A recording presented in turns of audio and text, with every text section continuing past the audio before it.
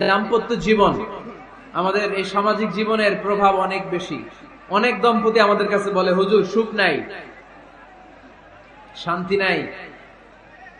স্ত্রী এসে বলে, হুজুর আমার হাজবেন্ড আমাকে পছন্দ করে না, পরকিয়া করে।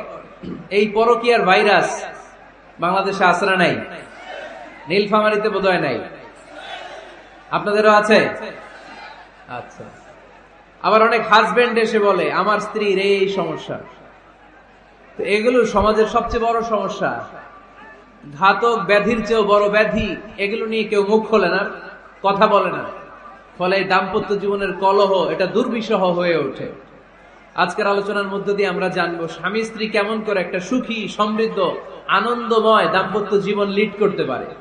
এ বিষয়ে আমাদের জানার দরকার আছে না নাই? আচ্ছা, আপনারা শুনতেছেন? আপনাদের সকলের মনোযোগ কি আমার দিকে, না ডানে বায়ে তাকাচ্ছেন? এই দিকে এখনো থামতে পারে নাই, আপনি করাই দেন পরে। এই বাম দিকে এখনো থামতে পারে নাই। আমার মোনাজাতের সময় হয়ে আসতেছে, তোমরা ধাক্কা পাচ্ছ, আমি দোয়া করে চলে যাচ্ছি। কিছুই নিয়ে যেতে পারলা না, তোমরা নিজেও শুনলা না, অন্যদেরকেও শুনতে দিলা না। না না, এরকম করেন না, চেয়ার দিয়ে করেন না, চেয়ার দিয়ে করেন না, রাখেন রাখেন রাখেন। আমি তো তোমাদেরকে হাত নেড়ে শান্ত হতে বললাম, এরপরে কথা কিসে দেখেন।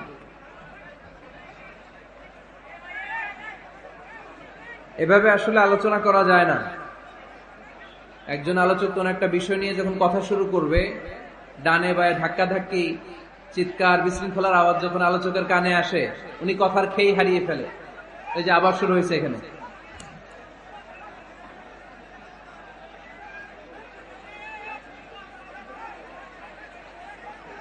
এই যে এখানে 50 জন হবে, আমার দিকে তাকাও। কি এখানে কি তোমাদের সমস্যা কি? এখানে কি জায়গা নাই? তো গো ব্যাক, পেছনে যাও, পেছনে যাও। এই যে এলইডি আছে, ওখানে বসে দেখো। ওখানে তো আমার আরো বড় দেখা যায়, ওখানে যেয়ে দেখো। এইখানে কি? প্রতিটা মাহফিলে এই আমার ডান দিকে, এই বাম দিকে কয়েকশো ছেলে পেলে ধাক্কা ধাক্কি করে শেষ পর্যন্ত বিশৃঙ্খলা। আল্লাহ হায়াতে বাঁচায় রাখলে মার্চের 15 তারিখ পর্যন্ত আমি আলোচনা করব দেশে। আজকের এই ক্যামেরাম্যানদের কথা এটা ছড়ায় যাবে। সব কমিটি এই দুই দিকে ফাঁকা রাখবেন, এইখানে আপনাদের নিরাপত্তা কর্মী রাখবেন, কেউ থাকতে পারবে না এদিকে। সামনে যতদূর বসবে সব সামনে, এই জায়গা আমি ফাঁকা দেখতে চাই। সামনে আমার প্রোগ্রাম যেখানে হবে, মেহরবানি করে এটা আপনারা অ্যারেঞ্জ করবেন, কারণ এদের কারণে পুরো মাহফিল বিশৃঙ্খলা। এই যে এখানে কয়েকশো লোক, এইদিকে কয়েকশো লোক, এরা কিন্তু শান্ত, এরা শান্ত।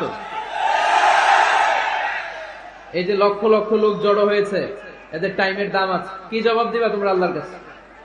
কেন বিশৃঙ্খলা করো এখানে? একেবারে চুপ, একেবারে চুপ।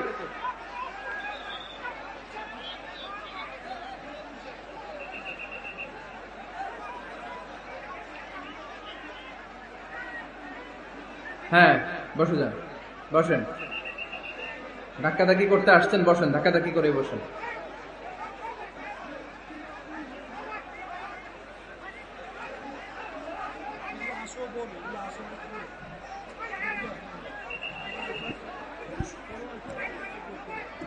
একটা তাফসির মাহফিলের একটা ভাব গাম্ভীর্যতা আছে, এখানে কোরআনের কথা হয়।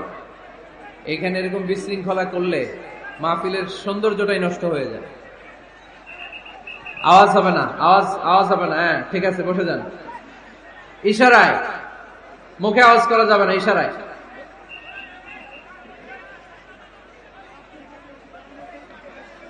সম্মানিত ভাইয়েরা, আমরা দাম্পত্য জীবনে সুখী হতে চাই কোরআন সুন্নাহর আলোকে।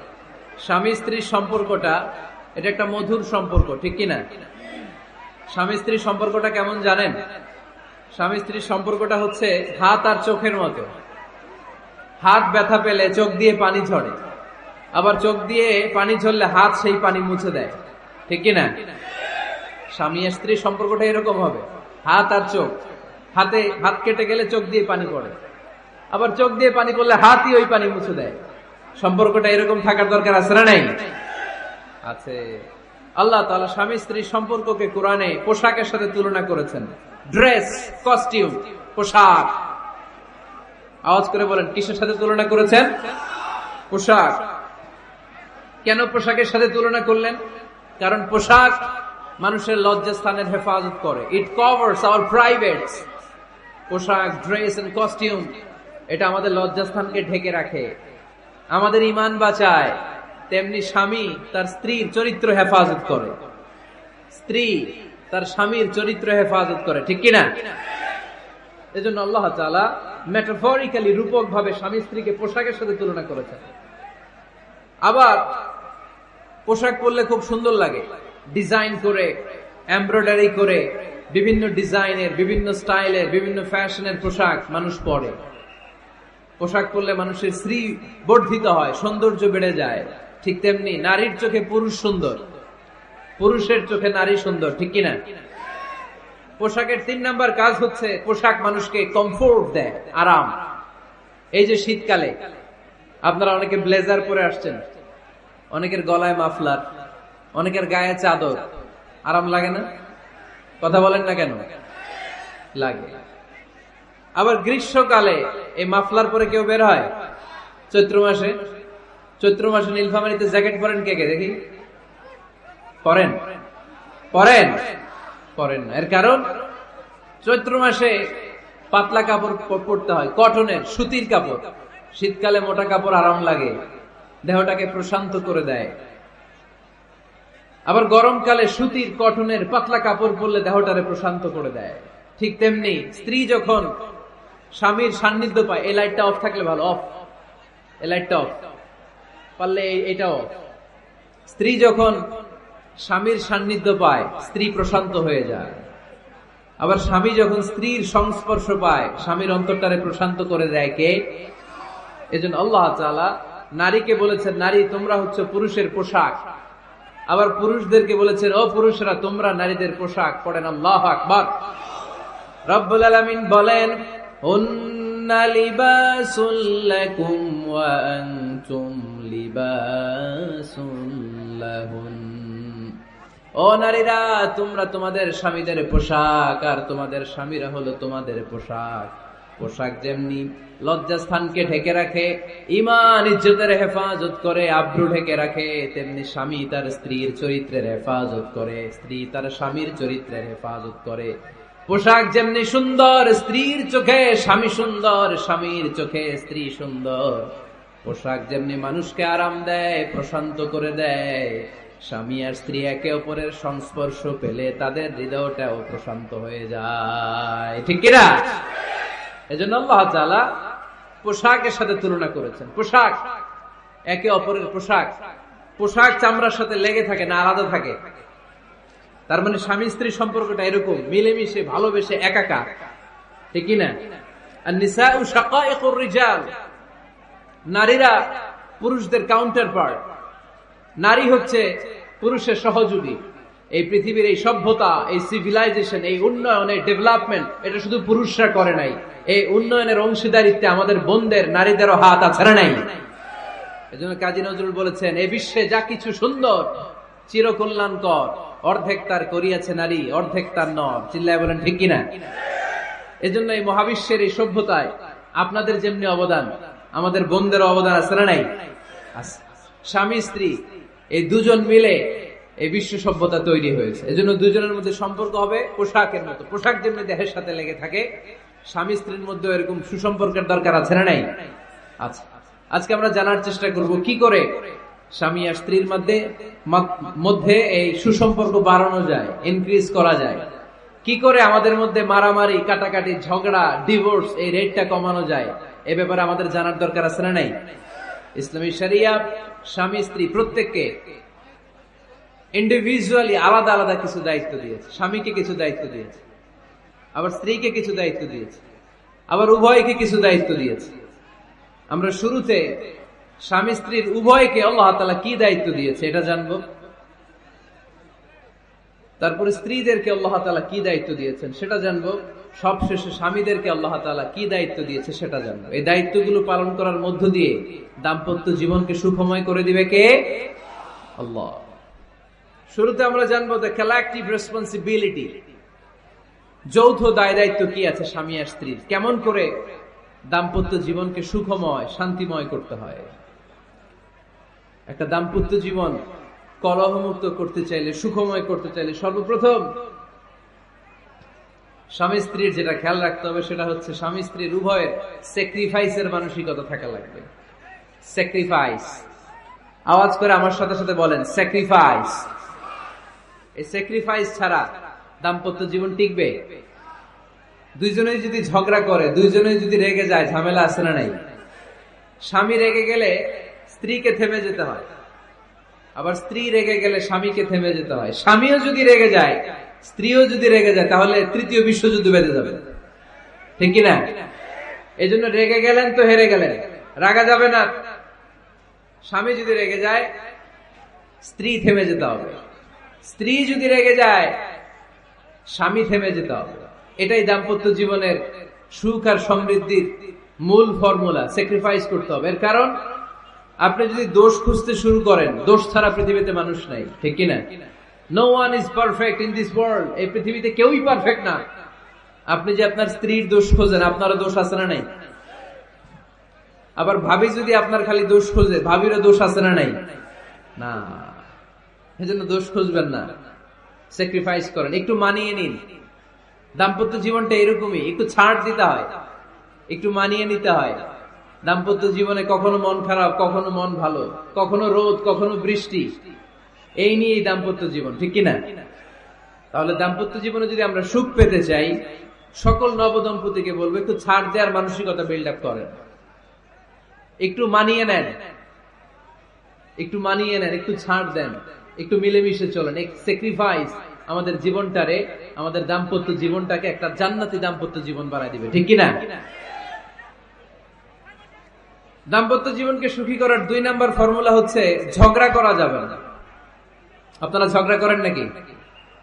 হ্যাঁ, বউয়ের সাথে ঝগড়া করেন না এরকম বিবাহিত পুরুষ কে কে আছেন দেখি এখানে? হাত তুলছে অনেকে, বিশ্বাস হয় আপনাদের? হ্যাঁ, অনেক ঝগড়া। হ্যাঁ, আচ্ছা, মেয়েরা বেশি করে? না না, এই মহিলা প্যান্ডেল আছে এদিকে, এদেরকে জিজ্ঞেস করলে বলবে সব দোষ আপনাদের, আর আপনারা দোষ দিচ্ছেন এদের। তো ঝগড়া করবেন না মেহরবানি করে, সম্মানিত ভাইরা, ঝগড়া করবেন না।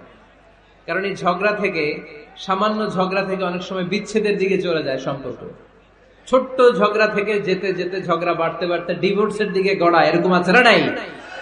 না, সামান্য ঝগড়া যদি বেঁধে যায়, শয়তান এটার মধ্যে বাতাস দেয়, এটারে বাড়াতে বাড়াতে শয়তান অনেক বড় করে। ইমানদারদের পরিবার ভেঙে গেলে শয়তান খুশি, আর ইমানদারদের পরিবার টিকে থাকলে আমার আল্লাহ খুশি। আমরা কার খুশি চাই? জোরে বলতে হবে, খুশি চাই কার? শয়তান সব সময় চায় ইমানদারদের ফ্যামিলি ভেঙে দিতে। Always he tries his level best to break down the relationship of a mu'min family. একজন ইমানদারের ফ্যামিলি কি করে ব্রেক ডাউন করে দেয়া যায়? যেন ঝগড়াই করবো না আমরা। আপনি ঝগড়া করলে ভাবি যেন ঠান্ডা থাকে, ভাবি ঝগড়া শুরু করলে আপনি ঠান্ডা থাকবেন। ঝগড়া করা যাবে না, কিন্তু ঝগড়া হয়ে যায় ফ্যামিলিতে, এটাকে চেক দিতে হবে। ঝগড়া নিয়ে অনেক মজার মজার গল্প আছে। একটা গল্প দিয়ে আজকে শুরু করি। এক লোক মাহফিল শেষ করে 11টার দিকে বাসায় ফিরেছে। তো বাসায় ঢোকার আগে তার ওয়াইফকে ফোন দিয়েছে।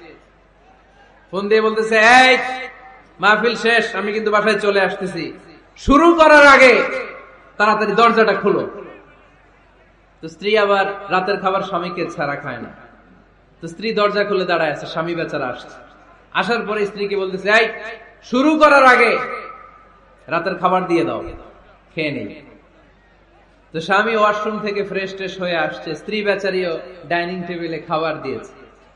এবার স্বামীও খেতে বসেছে, স্ত্রীও খেতে বসেছে। স্বামী আবার বলতে আরম্ভ করছে, শুরু করার আগে ফ্যানটা ছাড়ো, খুব গরম লাগতেছে। এবার তো স্ত্রী রেগে মেগে আগুন, কি আসার পর থেকে শুরু করার আগে, শুরু করার আগে, শুরু করার আগে, কি শুরু করার আগে? স্বামী বলতেছে, এই তো শুরু হয়ে গেল, এই শুরু হয়ে গেল। মানে কি? ঝগড়া। নীলফামারীর ভাইয়েরা, এটা শুরু করা যাবে না। শুরু করবেন আপনারা? ঝগড়া করবেন? আমাদের ফ্যামিলিগুলো থেকে ঝগড়াকে আজকে থেকে আমরা নো বলে দিলাম, মানে না, ঝগড়াকে কি বললাম? সবাই বলতে পারেন না, আওয়াজ করে বলেন, ঝগড়াকে আমরা কি বলবো? নো, ঝগড়া করা যাবে না। শয়তান ঝগড়া বাঁধাতে খুব উস্তাদ। সহিহ মুসলিমের হাদিস, ইন্না ইবলিসা ইয়াদাউ আরশাহু আলাল মা সুম্মা ইয়াবআসু সারায়াহু। ইবলিস তার সিংহাসন গেড়েছে সাগরের উপরে। ইবলিসের সিংহাসন কিসের উপরে? বিশাল বড় সাগর আর মহাসাগরের উপরে ইবলিস শয়তান তার সিংহাসন নিয়ে বসা। প্রতিদিন সকাল বেলায় শয়তান গুলোরে মানব রাজ্যে পাঠিয়ে দেয়, যা তোরা মানব রাজ্যে চলে যা, যে মানুষকে ওয়াসওয়াসা দেয়, ওয়াসওয়াসা দিয়ে খারাপ কাজ করা। সারাদিন খারাপ কাজ করার পরে কি কি ওয়াসওয়াসা দিল, কি কি খারাপ কাজ মানুষের মধ্যে ঘটালো, সন্ধ্যা বেলায় সব শয়তানে সেই ইবলিসকে বয়ান শোনায়। সন্ধ্যা বেলায় শয়তান গুলো এসে বলে, আমি এক লোককে দিয়ে মিথ্যা কথা বলিয়েছি। আরেক শয়তান বলে, আমি নামাজ কাজা করিয়েছি এক আল্লাহর বান্দাকে দিয়ে। আরেকজন বলে, আমি ওজনে কম দিয়েছি।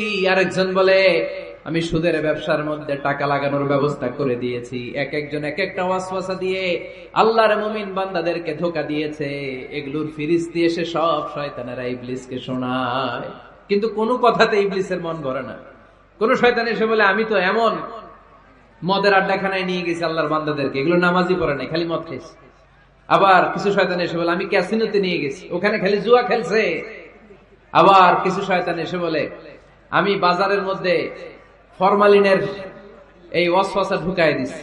একটার পর একটা শয়তানি ফিরিস্তি তারা ইবলিসকে শোনায়, কিন্তু কোনো কাজই ইবলিসের মন ভরাতে পারে না। একজন এসে বলে, আনা মা তারাকতুহু বাইনার রাজুলি ওয়া ইমরাআতিহি হাত্তা ফাররাকতু। আমি একজন ইমানদার নারী পুরুষের মধ্যে ঝগড়া লাগাইয়া ওই ঝগড়া বাড়াতে বাড়াতে বাড়াতে বাড়াতে তালাক পর্যন্ত নিয়ে গেছে। নাউজুবিল্লাহ পড়বেন না? শয়তান এবার তার উপর খুশি হয়ে যায়। সব শয়তানগুলোকে ঠেলে ইবলিস এই শয়তানকে কাঁধে তুলে নাচতে শুরু করে দেয়। কারণ মুমিন বান্দার সংসার যদি ভেঙে যায় শয়তান খুশি হয়ে যায়, আর মুমিন বান্দার সংসার টিকে থাকলে খুশি হয়ে যায় কে? এজন্য নীলফামারীর ভাইরা, ঝগড়া করা যাবে না। দাম্পত্য জীবনকে সুখী করতে চাইলে ঝগড়াকে আমরা নো বলে দিব। ঝগড়া অনেক সময় হবে, কিন্তু এটাকে বাড়তে দেয়া যাবে না, এটাকে আমরা স্পেস দিব না, ওইখানে থামায় দিতে হবে। রাজি আছেন তো সবাই? আল্লাহ রাসূল সাল্লাল্লাহু আলাইহি ওয়াসাল্লামের ফ্যামিলিতে ঝগড়া হতো। আম্মা জান আয়েশা রাদিয়াল্লাহু তাআলা আনহার সাথে আল্লাহ রাসূল সাল্লাল্লাহু আলাইহি ওয়াসাল্লামের ঝগড়া হতো, হাদিসে পাওয়া যায়। কিন্তু এগুলো ছিল মধুর ঝগড়া, সুন্দর ঝগড়া। সুবহানাল্লাহ পড়েন। আল্লাহর হাবিব বলেন, ইয়া আয়েশা ইন্নী লা আ'লামু ইযা কুনতি আন্নী রাদিয়া ওয়া ইযা কুনতি আলাইয়া গাদবা। ও আয়েশা, তুমি কখন আমার উপর রেগে থাকো সেটাও আমি বুঝি, আবার কখন খুশি থাকো সেটাও বুঝি। আম্মা জানা এসে বললেন, ইয়া রাসূলুল্লাহ, ইয়া হাবিবাল্লাহ, কেমন করে আপনি বুঝেন যে আমি আপনার উপর রেগে আছি, আবার কেমন করে আপনি বুঝেন আমি আপনার উপর সন্তুষ্ট আছি? বিশ্বনবী বললেন, আয়েশা, তুমি যখন আমার উপরে খুশি থাকো, আমার উপর যখন তুমি রাজি থাকো, তখন তুমি দোয়ার সময় এইভাবে দোয়া করো, ওয়া রাব্বি মুহাম্মাদ, মুহাম্মাদের রব, আপনি আমাদের সব গুনাহগুলো মাফ করে দেন। আর যখন তুমি আমার উপর রেগে থাকো, তখন তুমি আমার নামটা মুখ দিয়ে উচ্চারণ করো না। ও আয়েশা, তখন তুমি দোয়ার সময় বলতে থাকো, ওয়া রাব্বি ইব্রাহিম, ইব্রাহিমের রব, আপনি আমাদের সব গুনাহগুলো মাফ করে দেন। যখন তুমি খুশি তখন আমার নামটা মুখে নাও, যখন তুমি আমার উপর রেগে থাকো তখন তুমি আমার নামটা মুখে নিতে চাও না। আম্মা জান আয়েশা বললেন, ইয়া রাসূলুল্লাহ, ইয়া হাবিবাল্লাহ, মা আহজুরু ইল্লা ইসমাক, আমি শুধু আমার মুখ থেকে আপনার নামটারে সরায় রাখি, আমার হৃদয় থেকে কোনোদিন আপনারে সরাতে পারি না। মা আহজুরু ইল্লা ইসমাক, নবী হে, আমি তো শুধু মুখ থেকে আপনার নামটারে বাদ দেই, আমার হৃদয় থেকে তো আপনারে বাদ দিতে পারি না। আমার হৃদয় পুরোটা জুড়ে শুধু আপনি আর আপনি। চিল্লায় পড়েন আল্লাহু আকবার। তার মানে আম্মা জান আয়েশাও আল্লাহ রাসূল সাল্লাল্লাহু আলাইহি ওয়াসাল্লামের উপর রেগে থাকতেন মাঝে মাঝে, বিশ্বনবী মাঝে মাঝে রাগ করতেন। একবার খুব বেশি রাগারাগি হয়ে গেল, অনেক ঝগড়া হয়ে গেল। এবার আল্লাহ রাসূল সাল্লাল্লাহু আলাইহি ওয়াসাল্লাম খেয়াল করলেন না, এত ঝগড়া তো করা ঠিক হবে না। তখন আল্লাহর হাবিব সাল্লাল্লাহু আলাইহি ওয়াসাল্লাম বললেন, আয়েশা চলো মিটমাট করি। কি করি? হ্যাঁ, মিউচুয়াল করি না, মিটমাট। এই যে ঝগড়া লাগলে আবার যে মিলায় দেয়, এটা কি বলেন আপনারা নীলফামারীতে? মিটমাট। আল্লাহর হাবিব সাল্লাল্লাহু আলাইহি ওয়াসাল্লাম বললেন, আয়েশা চলো আমরা মিটমাট করি। আমরা আর ঝগড়া না করি। আম্মা জান আয়েশা বললেন ঠিক আছে চলেন মিটমাট করি। বিষ্ণু বললেন ঠিক আছে একজনকে নিয়ে আসি যে দুজনের মাঝে মিটমাট করাই দিবে। কারে নিয়ে আসবো? ওমরে ফারুককে নিয়ে আসি। আম্মা জান আয়েশা বলে না, ওমরও গালিদ, ওমরের মেজাজ গরম, আমার ভয় লাগে। সুবহানাল্লাহ পড়বেন না? বিষ্ণু বললেন তাহলে তোমার আব্বারে নিয়ে আসি। কই নিয়ে আসেন, আব্বারে খুব ভাল লাগে। বিষ্ণু বললেন ঠিক আছে তোমার কথাই রইলো, ওমরকে ডাকবো না, তোমার আব্বা আবু বকরকে নিয়ে আসবো।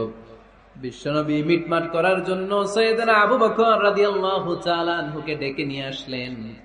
সাইয়েদনা আবু বকর রাদিয়াল্লাহু তাআলা আনহু ঘরে ঢুকলেন। বিশ্বনবী বললেন, আয়েশা আমার আর তোমার মাঝে কি নিয়ে ঝগড়া হয়েছে, কথাটা কি তুমি বলবা নাকি আমি বলবো? আম্মা জান আয়েশা বলেন আপনিই বলেন, তবে মিথ্যা বললেন না, যা ঘটছে ওইটাই বললেন। ওয়ালা তাকুল ইল্লা হাক্কান, যেটা সত্য ওইটাই বলবেন, অন্য কিছু বলবেন না। আবু বকর রাদিয়াল্লাহু তাআলা আনহু তো শুনে রেগে মেগে আগুন। কি এত বড় সাহস, বিশ্বনবীর সামনে দাঁড়িয়ে তুমি এভাবে কথা বলো? এই আদব শিক্ষা দিয়েছি তোমাকে আমি। রেগে গেলেন। বিশ্বনবী কি সত্য ছাড়া মিথ্যা কিছু বলবেন? রেগে মেগে চিৎকার করে মেয়ের গালের মধ্যে দিলেন এক চপেটাঘাত। এক থাপ্পড় খেয়ে আম্মা জান আয়েশা উল্টায় পড়লেন। আবার মারার জন্য সাইয়েদনা আবু বকর রাগে গড়গড় করছিলেন, মেয়েরে আবার মারার জন্য উদ্যত হলেন। বিশ্বনবী অবস্থা ভয়ঙ্কর দেখে সাইয়েদনা আবু বকরের সামনে দুই হাত মেলে এইভাবে দাঁড়িয়ে গেলেন। বিশ্বনবীকে যখন আবু বকর রাদিয়াল্লাহু তাআলা আনহু দাঁড়াতে দেখলেন, সাইয়েদনা আবু বকর মুহূর্তের মধ্যে থেমে গেলেন। সুবহানাল্লাহ পড়ো। সাইয়েদনা আবু বকর রাদিয়াল্লাহু তাআলা আনহু ঘর থেকে বের হয়ে গেলেন। এবার বিশ্বনবী আম্মা জান আয়েশার কাছে যেয়ে বলেন, ও আয়েশা দেখো আমি তোমার মাইট থেকে বাঁচাইলাম, আমি না থাকলে তোমার বাবা তোমার আসো শেষ করে ফেলতো, ঠিক কি না? আমি বাঁচাইছি তোমারে। ইয়া আয়েশা কাইফা রাআইতিনি আনখাসতুকি মিনার রাজুল, দেখছো আয়েশা কেমনে বাঁচাইলাম তোমারে? আজকে আমি না থাকলে এমন পিটতে দিত তোমার বাবা, একেবারে খবর হয়ে যাবে। আম্মা জান আয়েশা লজ্জায় পড়ে গেলেন, হেসে দিলেন। বিশ্বনবীও হেসে দিলেন। সুবহানাল্লাহ পড়েন। দুইজনের এই হাসির আওয়াজ ঘরের বাইরে থেকে সাইয়েদনা আবু বকর শুনতে পেলেন। উনি শুনে তো অবাক, কিরে এতক্ষণ তৃতীয় বিশ্বযুদ্ধ, এখন আবার হাসে। ঘরে ঢুকলেন। ঘরে ঢুকার পরে আবু বকর রাদিয়াল্লাহু তাআলা আনহু বিশ্বনবীরে বলেন, ইয়া রাসূলুল্লাহ আশরিকানি ফি সিলমিকুমা কামা আশরাকতুমানি ফি হারবিকুমা। হে আল্লাহর রাসূল, আপনারা দুইজন ঝগড়া লাগলে মিটমাট করার জন্য আমারে যেমনি ডাকেন, আপনারা যখন সুখ আনন্দ আর হাসাহাসিতে ব্যস্ত থাকেন, ওই হাসির সময়গুলোতে শেয়ার করার জন্য তখনও আমার একটু ডাইকেন। পড়েন সুবহানাল্লাহ। ও নবী, শুধু ঝগড়ার সময় ডাইকেন না, শুধু মিলায় দেওয়ার জন্য ডাকবেন না। আপনাদের মধ্যে যখন সুখকর আনন্দময় হাসাহাসির মুহূর্তগুলো কাটে, ওই মুহূর্তগুলোতেও আমাকে এনে আপনারা শেয়ার করে দিয়েন। পড়েন সুবহানাল্লাহ। মুসনাদে আহমদ ইবনে হাম্বলের হাদিস। এই হাদিস প্রমাণ করে আল্লাহ রাসূল সাল্লাল্লাহু আলাইহি ওয়াসাল্লামের ঘরেও ঝগড়া হতো স্ত্রীদের সাথে, তবে মধুর ঝগড়া, শিক্ষণীয় ঝগড়া। আওয়াজ করে বলতে হবে ঠিক কি না? এজন্য ঝগড়া হবে, কিন্তু ঝগড়াকে বাড়তে দেয়া যাবে। তাহলে দাম্পত্য জীবন সুখময় করতে চাইলে 1 নম্বরে স্যাক্রিফাইস, 2 নম্বরে ঝগড়াকে আমরা কি বলে দিছি আজকে? বলে গেছি। ঝগড়াকে কি বলবো?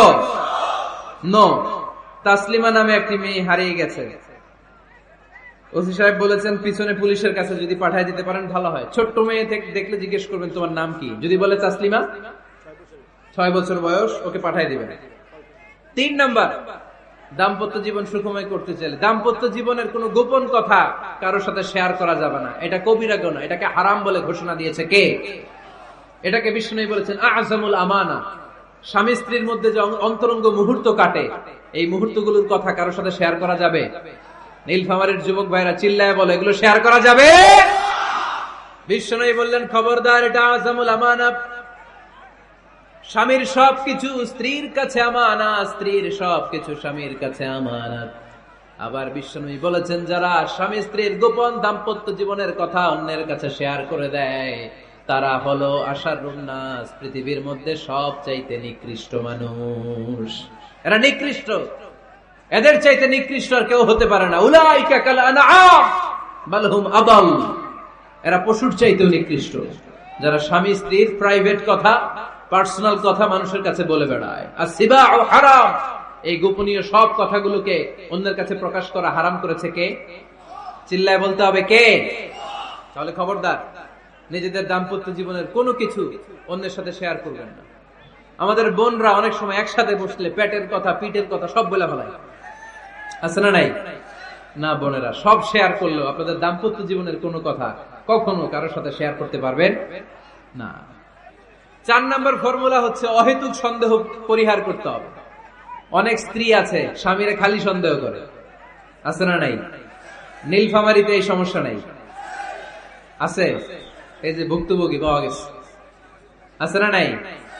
আচ্ছা, খালি সন্দেহ করে, এই তুমি ওদিকে তাকাইলে কেন, ওই বেটের দিকে তাকাইলে কেন, এই তোমার মোবাইল দাও, কারে ফোন দিলা দেখি, এই ফেসবুকের পাসওয়ার্ড দাও দেখি কি করছে, দেখি মেসেঞ্জারে কার সাথে চ্যাটিং করছে, আছে না নাই?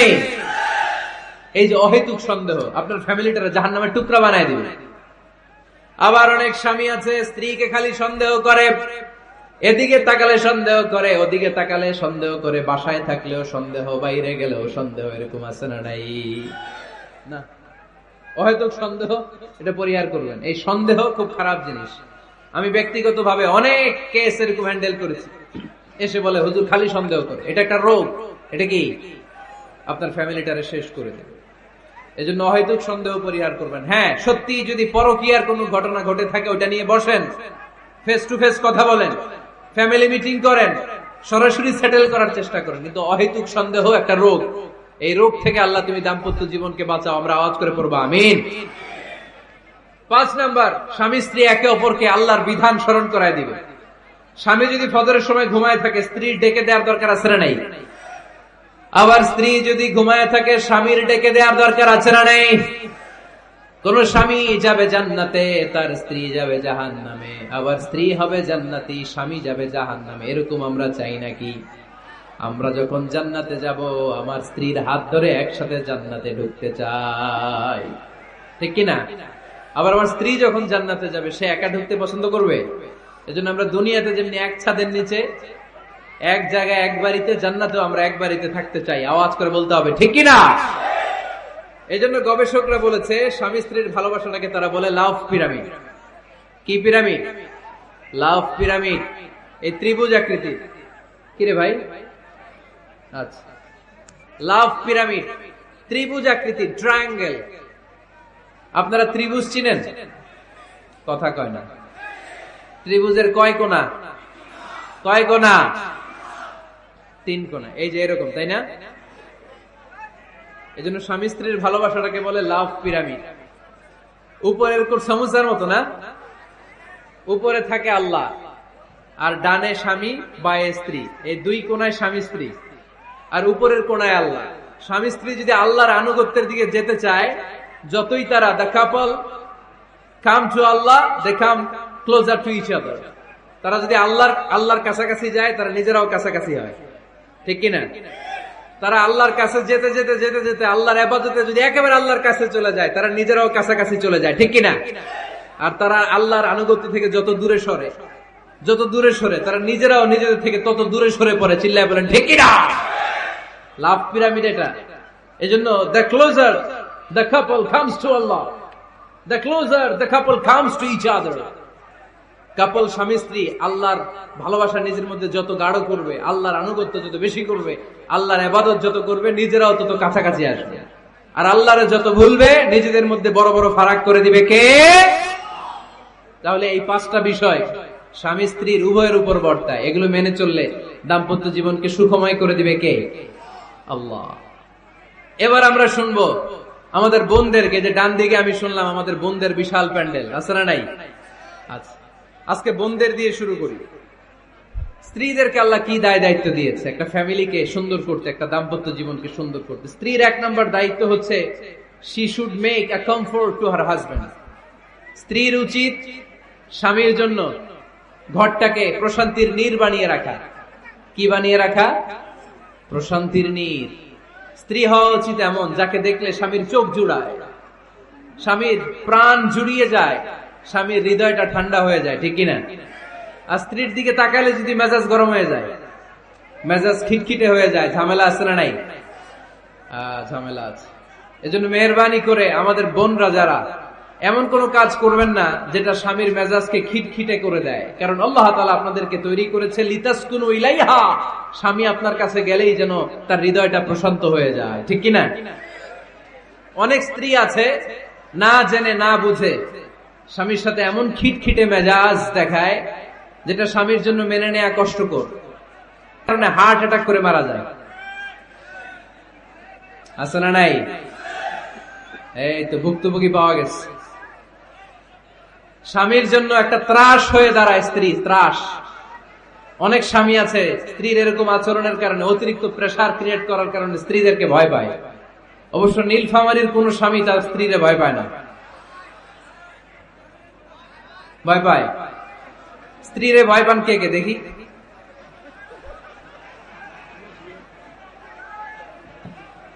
ভয় পান আপনারা? ভয় পান? হ্যাঁ, এক অফিসের বড় সাহেব তার স্ত্রীরে খুব ভয় পায়, প্রচন্ড ভয় পায়। তো সে মনে মনে ভাবলো, দেখি আমার অফিসের যারা স্টাফ আছে, ম্যানেজাররা আছে, এরা কতটুকু ভয় পায়, এরা ভয় পায় কিনা। তো একদিন সকালবেলা অফিসের সব স্টাফ গুলোর একসাথে দাঁড় করায় বলতেছে, এই আপনারা যারা যারা আপনাদের স্ত্রীদেরকে ভয় পান তারা ডান দিকে যান, আর যারা স্ত্রীকে ভয় পান না এরা বাম দিকে যান। অফিসের সব কর্মচারী ডান দিকে চলে গেছে, সবাই ভয় পায়, একজন শুধু বাম দিকে। বাম দিকে কয়জন ভয় পায় না, আর যারা ভয় পায় এরা ডান দিকে, ডান দিকে সবাই। তো বড় সাহেব ভাবছে, আলহামদুলিল্লাহ আমার অফিসে একজন হইলেও বীর পুরুষ আছে। তো বীর পুরুষের কাছে যেয়ে বলে, ঘটনা কি, আপনি মোটেও ভয় পান না? কয়, স্যার প্রতিদিন অফিস করার জন্য যখন ঘর থেকে বের হয় আমার বউ আমারে বলে দেয়, খবরদার সবাই যেদিকে যায় তুমি কিন্তু ওইদিকে যাইবা না, সবাই যেদিকে যায় তুমি ওইদিকে গেলে খবর আছে। বড় সাহেবকে খবরদার, এটা তো আরো ডরায়, ঠিক কিনা? এজন্য বোনদেরকে বলবো, লিতাসকুনু ইলাইহা, এমন ভাবে আপনি আপনার স্বামীর সামনে নিজেকে প্রেজেন্ট করেন যাকে আপনাকে দেখলে আপনার স্বামীর চোখ জুড়িয়ে যায়, হৃদয়টা প্রশান্ত হয়ে যায়, আপনাকে দেখলেই আপনাকে ভালোবাসতে মনে চায়, ঠিক কিনা? এজন্য রব্বুল আলামিন বলেন, আমি নারীদেরকে তৈরি করেছি লিতাসকুনু ইলাইহা, যেন পুরুষেরা স্ত্রীদের সংস্পর্শ যখন পায় পুরুষদের হৃদয়টারে প্রশান্ত করে দেয় কে? রব্বুল আলামিন বলেছেন, খাদিজার জন্য জান্নাতে আমি এমন একটা ঘর বানিয়েছি যেই ঘরের মধ্যে কোনো বিশৃঙ্খলা নাই। খাদিজার জন্য জান্নাতে এমন একটা প্রাসাদ আমি বানিয়েছি যেই প্রাসাদের মধ্যে কোনো আওয়াজ নাই, কোনো কোলাহল নাই, কোনো বিশৃঙ্খলা নাই। কারণ খাদিজা আমার নবীকে এমন একটা ঘর উপহার দিয়েছে যেই ঘরের মধ্যে কোনো বিশৃঙ্খলা ছিল না, আওয়াজও ছিল না। পড়েন সুবহানাল্লাহ। আল্লাহ রাসূল যখন সারাদিন কাফেরদের মাঝে কোরআনের দাওয়াত দিতেন, কোলাহল মারামারি জীবনের ঝুঁকি নিয়ে মক্কার কুরাইশদের মাঝে যখন দাওয়াত দিতেন, সব বিশৃঙ্খলা ঝামেলা গোলমাল শেষ করে রাতের বেলায় যখন খাদিজার ঘরে বিশ্বনবী ঢুকতেন, বিশ্বনবীর হৃদয়টারে প্রশান্ত করে দিত কে? আম্মাজান খাদিজা বিশ্বনবী সাল্লাল্লাহু আলাইহি ওয়াসাল্লামের জন্য এমন ঘর উপহার দিয়েছেন যেই ঘরে বিশ্বনবী আসলে বিশ্বনবীর হৃদয়টা ঠান্ডা হয়ে যেত। সুবহানাল্লাহ পড়ে। অনেক স্ত্রী আছে স্বামী ঘরে ঢুকলেই ঘরে আটা নাই, রুটি নাই, চাল নাই, ডাল নাই, এটা লাগবে ওইটা লাগবে, ওখানে যেতে হবে, একটার পর একটা ফিরিস্তি বলে বেড়ায়, আছে না নাই? না, এটা করবেন না। আপনার কি লাগবে এই সব দায় দায়িত্ব আল্লাহ তাআলা স্বামীকে দিয়েছে, স্বামীকে জানাবেন। তবে ধীরে সুস্থে, ধীরে সুস্থে স্বামীর জন্য ঘরটাকে এমন করে রাখতে হবে যেন ঘরে ঢুকলেই স্বামীর হৃদয়টারে প্রশান্ত করে দেয় কে? এজন্য স্ত্রীর প্রথম দায়িত্ব ঘরটারে প্রশান্তির নীর বানানো। এখানে কি আবার কি, আবার কি এখানে মারামারি? দুই দল নাকি?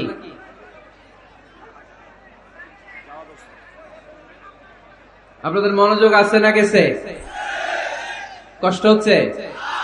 হ্যাঁ, অনেক রাত হয়ে গেছে তো, প্রায় 10:30। হ্যাঁ,